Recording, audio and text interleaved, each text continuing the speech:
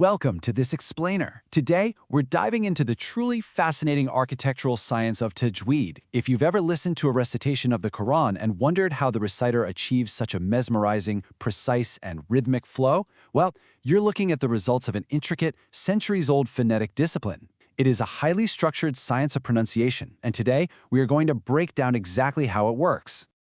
So, let's start with a high-stakes question to understand why this strict phonetic science even exists at all. Why do we need such precise rules for reading a text? I mean, what actually happens when a single letter changes, or if you pronounce a letter just slightly out of place?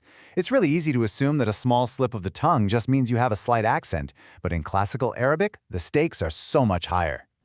Let's take a look at a prime example of those stakes. Take the Arabic word qalb, meaning heart, and kalb, meaning dog.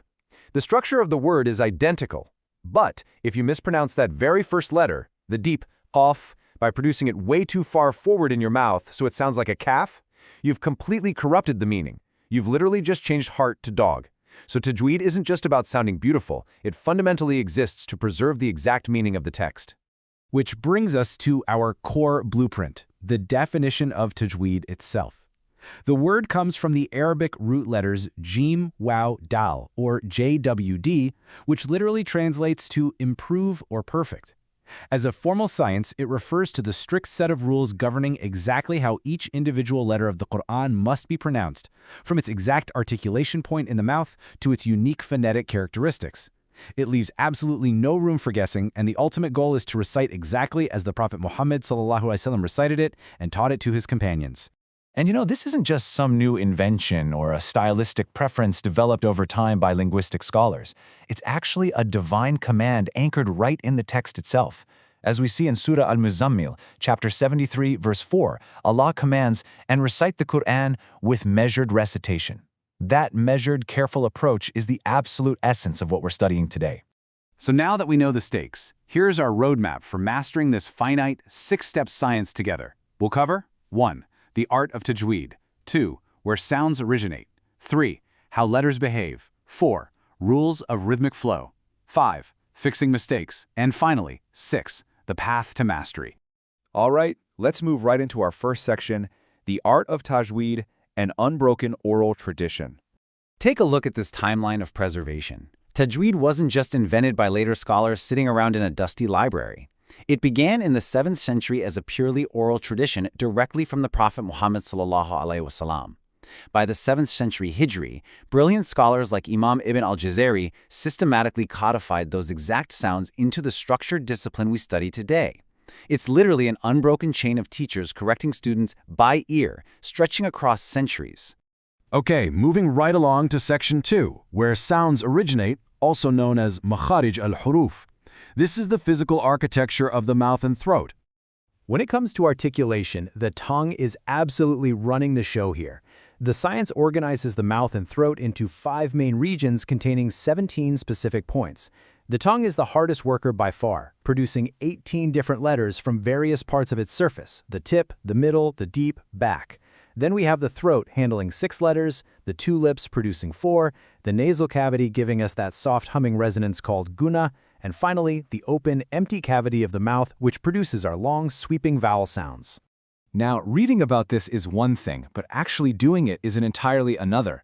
I invite you right now, or maybe the next time you're near a mirror, to say a few letters out loud. Watch your mouth. Actively feel where your tongue makes contact with your teeth or the roof of your mouth.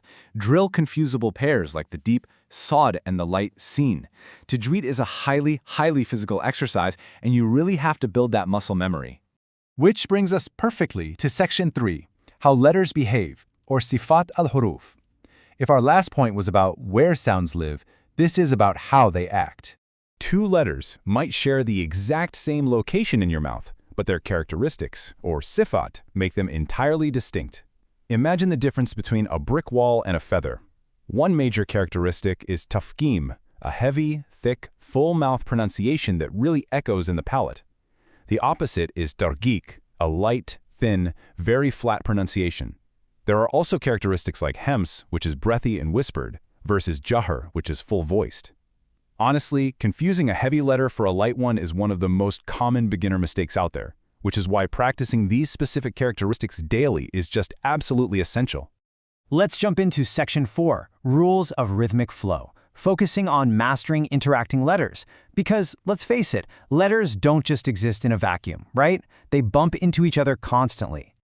This system neatly categorizes the rules of Noon Sakinah, which is an unvoweled N sound. Depending on the letter that comes immediately after it, the N morphs in one of 4 distinct ways to keep the rhythm flowing perfectly. It might be izhar, pronounced crystal clear. It might be idgham, where it merges so completely into the next letter you don't even hear the N at all. It could be iqlab, where it actually converts into an M sound if a ba follows it. Or it might be ikhfa, lightly concealed in this hovering middle state. It's an incredibly dynamic system that prevents any of those awkward stops and starts. Similarly, an unvoweled Meem or M sound has its own playbook based on what follows it. It basically has 3 distinct rhythmic behaviors. First, there's idgham shafawi, where it merges seamlessly with another Meem. Then we have ikhfa shafawi, where it delicately conceals itself when meeting a ba. And finally, izhar shafawi, where it stays perfectly clear and crisp before any other letter. This strict governance of the Noon and M sounds is exactly what gives Quranic recitation that signature beautifully flowing resonance. To add even more momentum to that flow, we have Qalqalah. Now, this is a literal bouncing echo applied to 5 specific letters when they are unvoweled.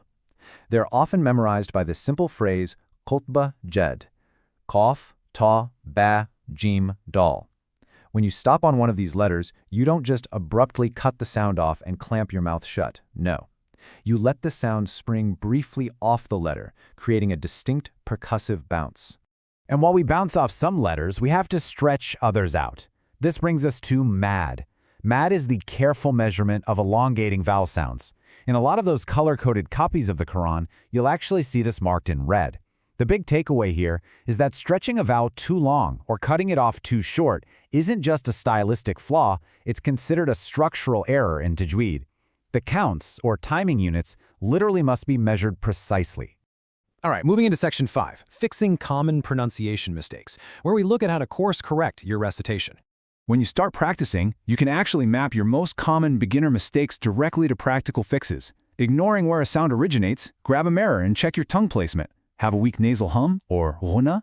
Go listen to master quarries to internalize what that rich resonance should actually sound like. Reading too fast and stumbling over letters? Well, the fix for that is practicing tartil, slowing right down to a measured, thoughtful pace. The beauty is you can diagnose and course-correct almost any error with targeted practice. And that leads us to our final foundation, Section 6, the path to mastery, bridging this ancient science with your modern practice. Look, reading rules on a screen is a fantastic start, but it really isn't enough.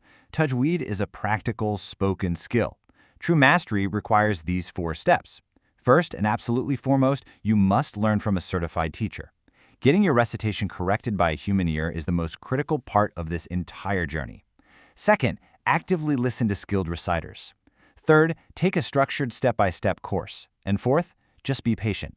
Building physical muscle memory in your mouth takes consistent time. There's absolutely no need to rush.